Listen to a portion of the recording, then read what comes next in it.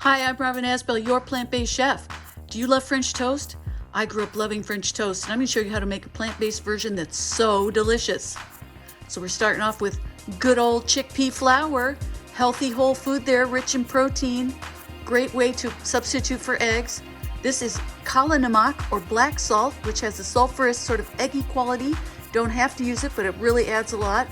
Here's some cinnamon.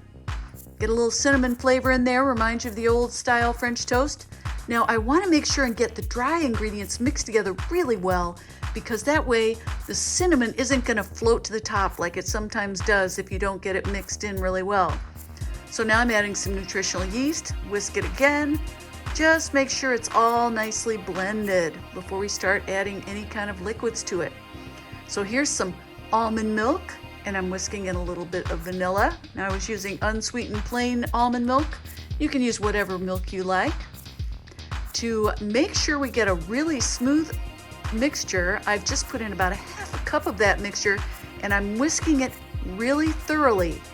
This way I can get all the lumps out while it's thick like this, and it'll be so much easier once we add the rest of the liquids to have a nice lump-free, smooth batter. This is really important because you don't want lumps of raw chickpea flour on your French toast. So then the rest of it can go in. Just whisk that up. Now you may have some extra batter. You can just put this in a jar and make French toast all week long. It keeps for 3 or 4 days. Absolutely great to have on hand.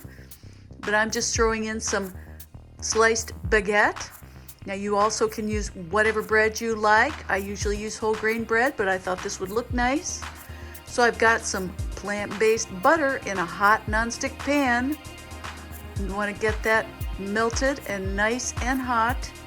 So then I'm going to start putting these in, and you want to make sure they've soaked for a full minute so they've absorbed enough, but you don't want them to get too soggy.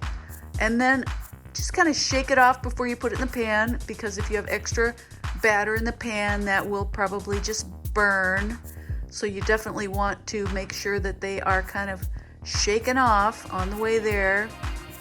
And then once you get them in the pan, it's really just a matter of patience. Give it a couple minutes per side.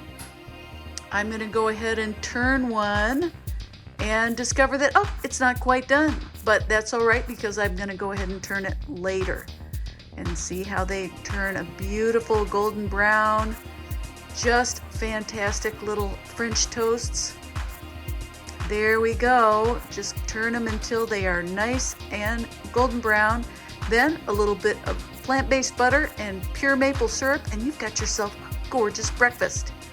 So go on over to robinasbell.com. Got lots of recipes there.